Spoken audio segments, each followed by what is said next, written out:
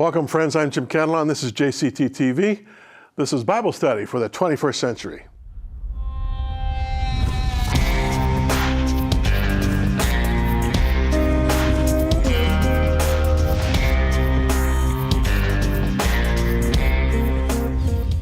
We're with Jesus in Gentile territory. He's up in the region of Tyre and Sidon, which is modern-day Lebanon. He has gone up there to get away from the crowds around the Galilee. He's trying to take a little bit of a respite. He's also trying to teach his disciples some powerful things so that he can get them ready for what lies ahead. But in the process, there's some interesting interaction with Gentiles, in this case, 4,000 of them.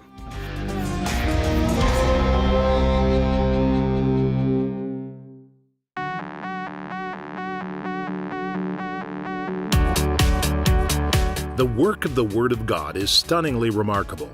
We must understand that God has placed His life codes of salvation and healing in the books of Matthew, Mark, Luke, and John. Jim Cantelon is focused on the messages that God has communicated through the Bible to you and me. Today, it's more important for us now that we learn what God is saying to us. God has placed us here now to be examples and to share the good news of His work with the world today. If you've heard the Divine Mind speak to you through this program, then God has worked in amazing ways to reveal His Word. Remember that this program has cost, and we have been faithful to God to bring this program to you. If you want to give an offering in any amount, we would appreciate it. Send to Jim Cantelon Today, P.O. Box 989, Burlington, Ontario, L7R 3Y7. Or call us at 519-415-8341. Or simply visit jimcantelontoday.com.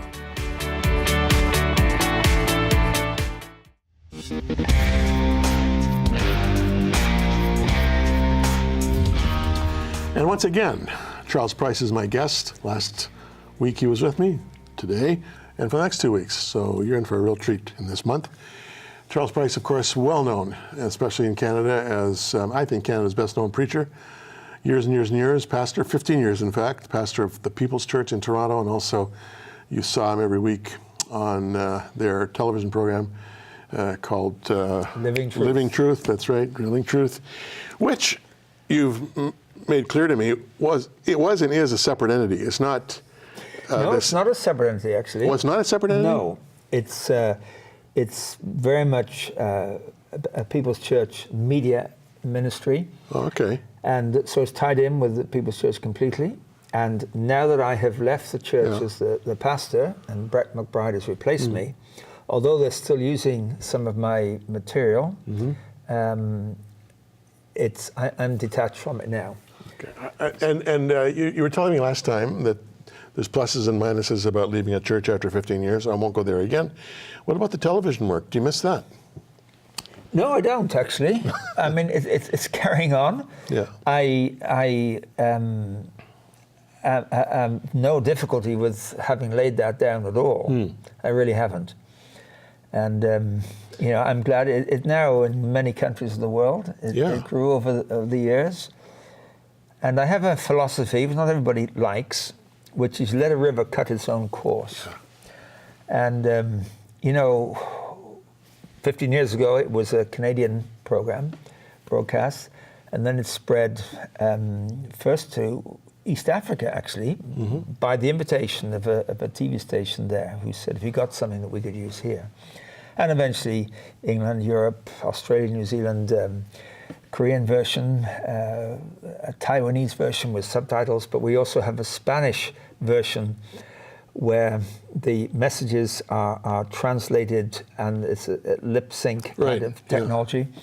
So if you look at one of these, you'll be impressed. At your facility with language. But also in Arabic, throughout the Middle East, from Morocco through to Iraq. Wow. And in fact, I was in the People's Church just a few weeks ago in the congregation. And as I was leaving, a lady came up to me and said, I'm so glad to see you. And I said, oh, well, it's nice to see you. Have we met? She said, no. She said, I live in Saudi Arabia. She said, I teach in the medical school in Riyadh. And he said, I have two sons who are studying medicine in Toronto, and I've come to spend a few weeks with them. He said, and on my to-do list, number one was come to the People's Church. Oh. And I came this morning, and I heard you'd left, and you were here. And I said, well, why were you so keen to do that? He said, because every Sunday afternoon, you come into my home in Riyadh. Really? And I listen to you teaching. So a place like a closed country like Saudi Arabia. And one of the great things about the Middle East now, there's lots happening there that's daunting but also exciting. And we're unwise to say it's all exciting, but there are some very exciting spiritual things happening there. But one of the great things is that the media means that people in the privacy of their own homes can close the door, listen to programs, watch programs, and they don't have to walk into a building and be seen and become visible in what they do and therefore compromise themselves and their safety.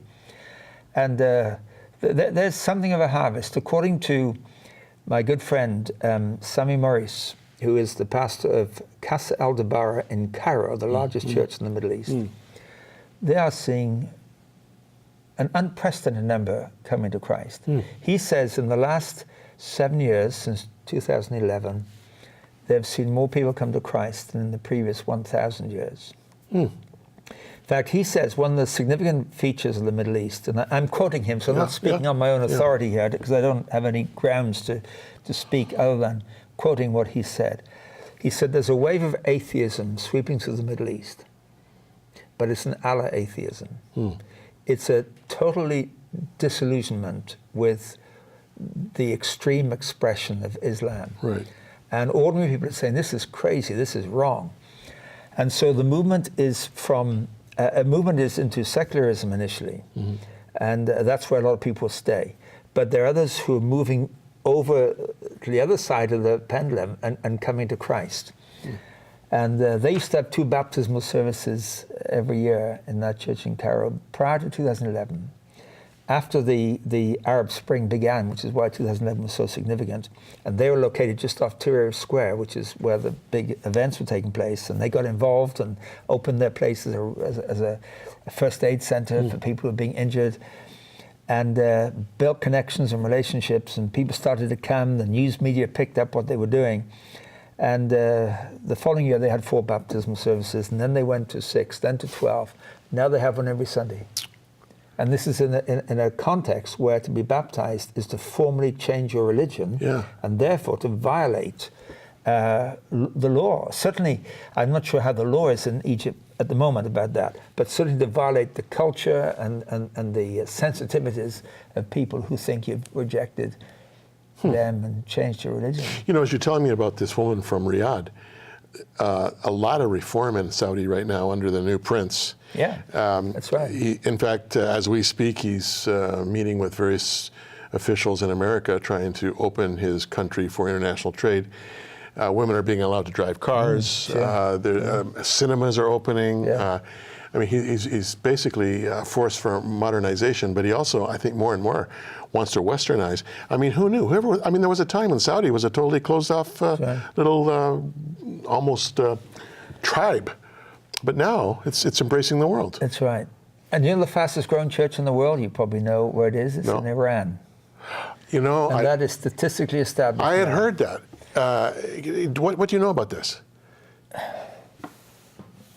I know more than I can say. Okay, well, okay. But I understand did that. speak at a conference in Armenia, where Iranian Christians over the Iranian New Year could come and participate in a conference without visas. And I spoke at that for a week. And it was remarkable to hear the stories. There are huge restrictions. But, of course. And I don't want to push you to say anything more than that. I will say this, though, that it's amazing in history how the gospel of Jesus Christ flourishes under persecution. Absolutely. It's almost axiomatic. More persecution, more growth. That's exactly what people would say in China. Yeah. And there's a pastor called Pastor Lam, who's died now, who wrote a book called Bold as a Lamb, or a book about him, in Guangzhou in southern China. And I visited him there once. He has a house church of 3,000, too big now if the authorities do anything about it. But he spent 22 years in prison. And he told me his story and how that after 2 years, they built to about 50 people, and they tried to restrict him, so they put him in prison for 2 years. He came back, and there was 100 people, and they put him in prison. He came back, and there was 300, and they put him in prison. Came back, and there was 3,000. And he said to me each time, he said, when I came back from prison, and the growth had been, he said, persecution is good, and he waved his fist like this. I mean, I can't say that because I don't like getting a toothache, let alone anything else. But this is the experience. And I think you're right. In history, and the early church, we say, let's go back to the book of Acts, and we romanticize the book of Acts. There are 28 chapters, and in 22 of them, Christians are being persecuted. And of the 6 where they're not, 3 of them are chapter 1, 2, and 3 before everything had got rolling. So, this is not, when the sky is blue and the sun is shining and the grass is green, God is blessing us. This is when the sky is black that God is doing his best work. I've often said that it seems to me the Lord always responds to desperate prayer. A lot of us in the West are just far too comfortable, and we hardly have any need of God. I mean, if you're sick, you've got a great medical system. There's a great social network caring for you if you fall out of work or on the hard times. We have this social fabric that's there to support people. But in my work in Africa, I've almost 20 years working in Africa. I'm working with the poorest of the poor, people who have no recourse, none. Not medicine, not doctors, nothing. So their only recourse is God.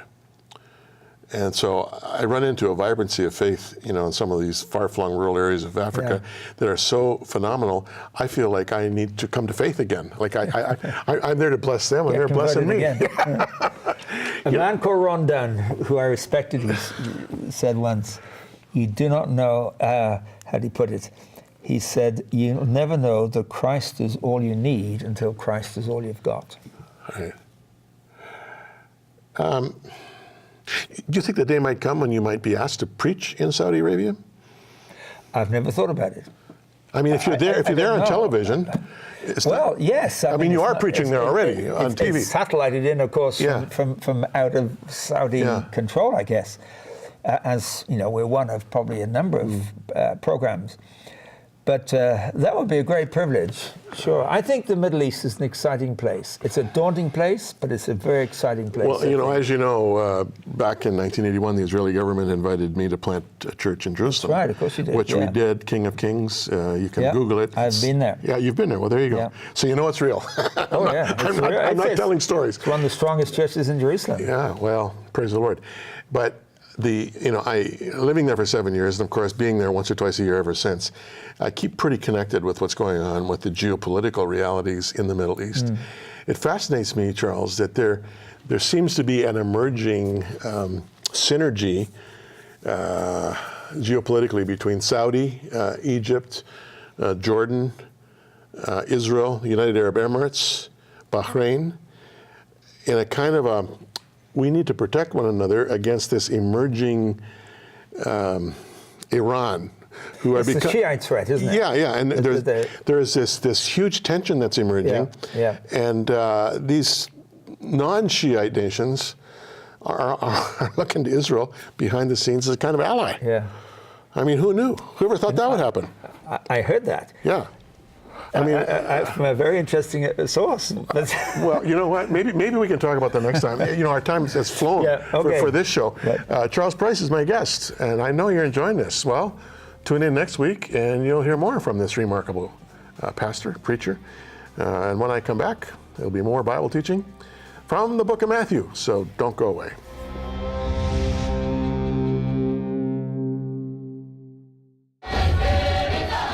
Remote and rural, these children and their families have no access to medical care. There is no clinic nearby. And when a mother is desperate to save her dying child, she will walk for many hours. Sometimes the child doesn't survive. So we go to them. These tables and chairs under the trees look like a gathering, not a medical clinic. But the doctors and nurses are transforming the lives of the children and their families. They provide primary medical care, classes on sanitation, medicines, and a better understanding of HIV and AIDS. Most of all, they bring hope as they diagnose, treat, and educate families. This clinic is a gift from donors that will transform their lives. You can become part of that transformation. Your gift of $25 will provide health care for an entire family. $100 provides care for 6 families. Be a part of real change. Go to wowmission.ca/saveachild.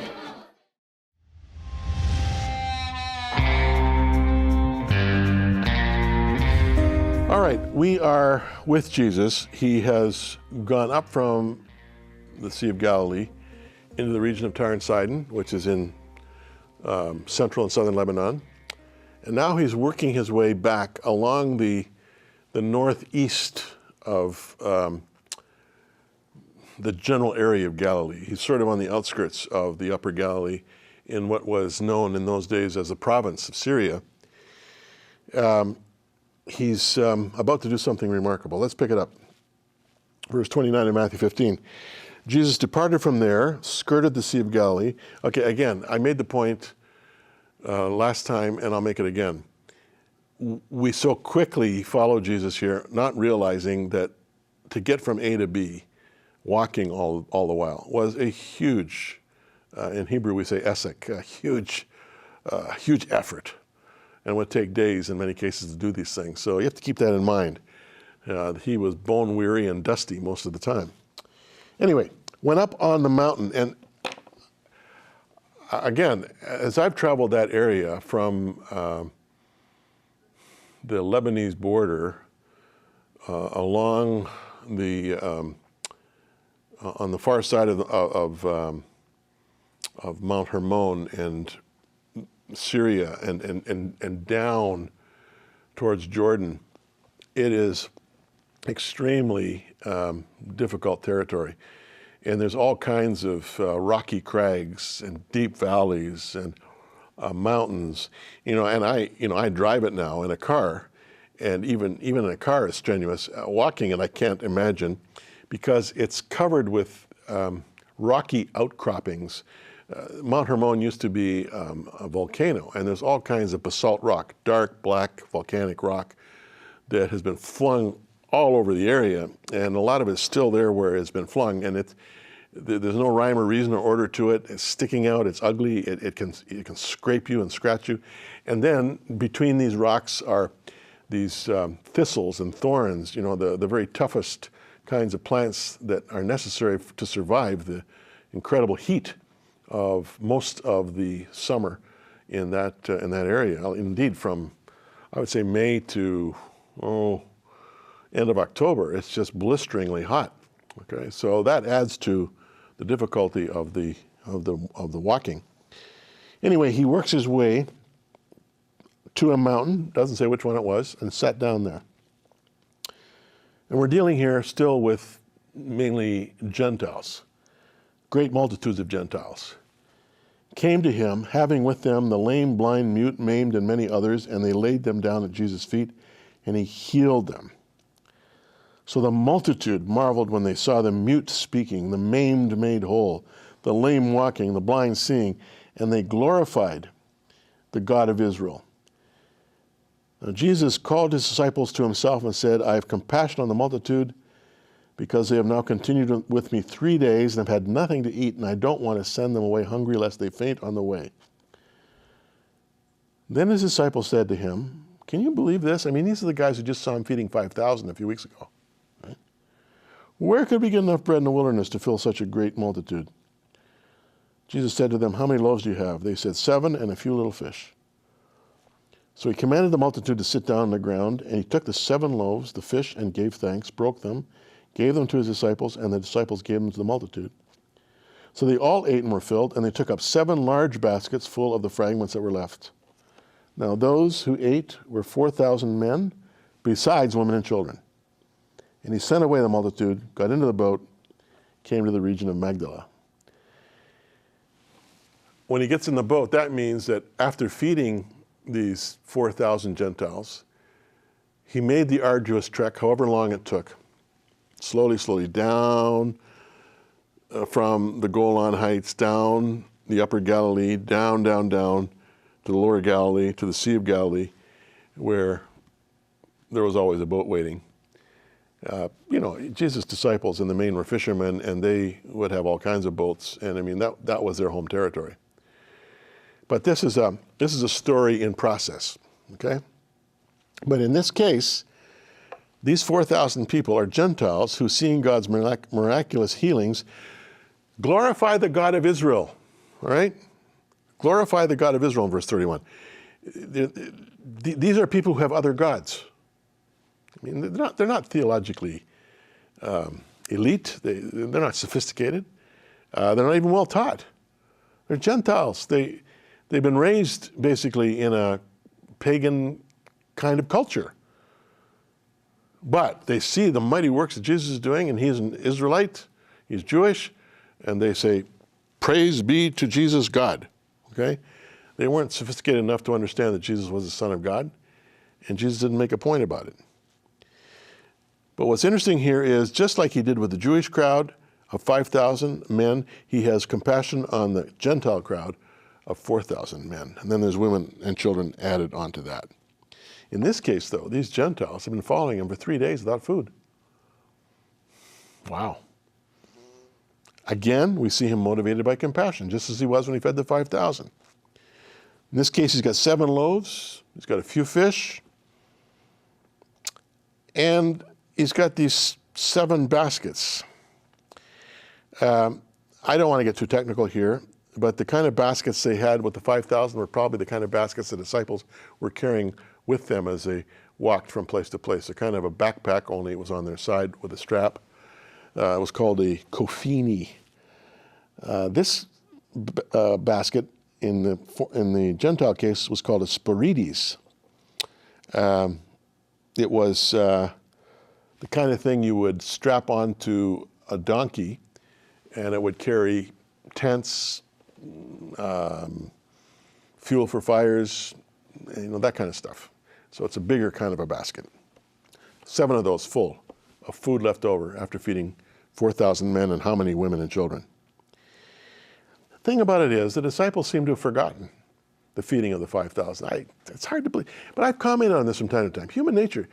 I remember Henry Kissinger saying during the Watergate era that the world has a 45-day attention span. And that's with regard to political scandal. He may have been right, as cynical as it sounds. Human nature is such that we very quickly forget the good times and the good things in the urgency of the current need, all right? The disciples certainly were a case in point. Anyhow, after that event, Jesus withdraws, again, back to the region of Tyre and Sidon, which is in Lebanon. And again, it's a big walk. It's a big deal. But eventually, he then circles back, and this would take weeks, friends, and comes to the region of the Decapolis, as it's called, 10 cities on the east side of the Sea of Galilee. Again, Gentile territory. And there, he did what he did.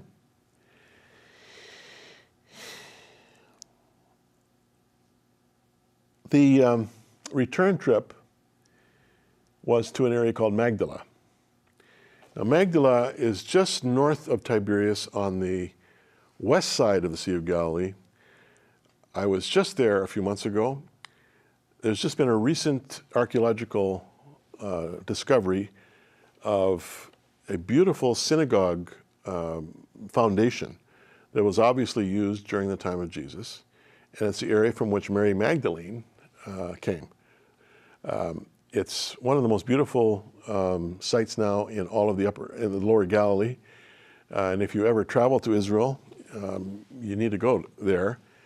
It's a recent discovery, so if you've been to Israel in the past, you haven't seen it. But Jesus basically was moving all of the time, itinerating back and forth, up, and down all over the place, very seldom in Jerusalem. Now, in the Gospel of John, we get an indication he was maybe there more often than we get from Matthew, Mark, and Luke. But the point is this: most of his ministry was in the lower and upper Galilee and regions of Syria. He ministers as much to Gentiles as he did to Jews. And keep this in mind. Jesus made it clear in his encounter with the Canaanite woman that he was there to save and to heal all of mankind, not just one specific people group. Which is good news for the world. Good news for you and me, huh? Jesus came to save sinners. We're sinners. He came to save the lost. We're lost. We are the ones who qualify for entering the kingdom of heaven by simply praying, God, be merciful to me, a sinner.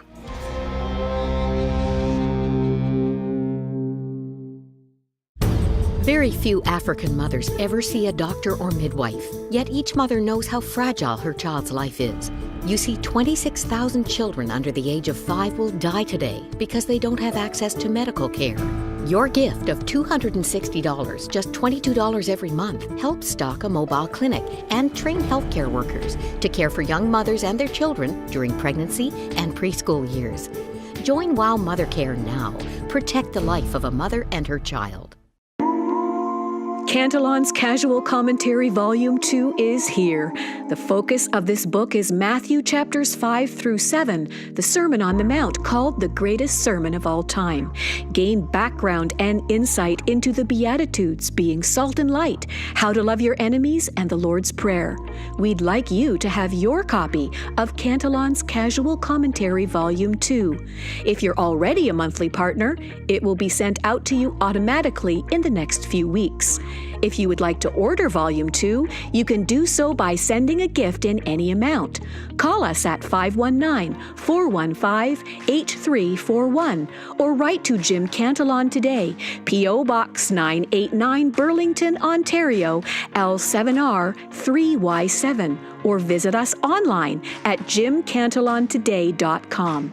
Request Cantelon's Casual Commentary Volume 2 and it will be sent to you. You may wish to become a monthly supporter when you place your order. Remember, your gifts help us build this ministry.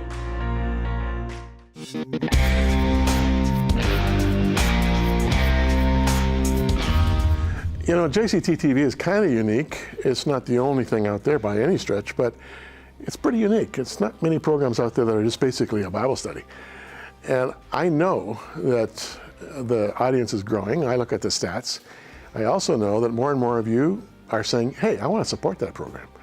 Well, when you do, we'd be happy to send you one of 2 volumes, more to come, of Cantelon's Casual Commentary. Right now we're going through the book of Matthew. You'll enjoy it. Thanks for watching.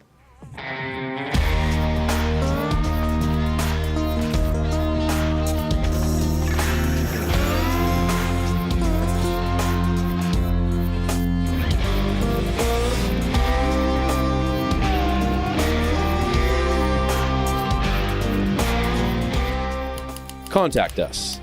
Jim Cantelon Today, P.O. Box 989, Burlington, Ontario, L7R 3Y7. If you're sending a check, make it payable to Jim Cantelon Today. Or visit us online at jimcantelontoday.com and click Support.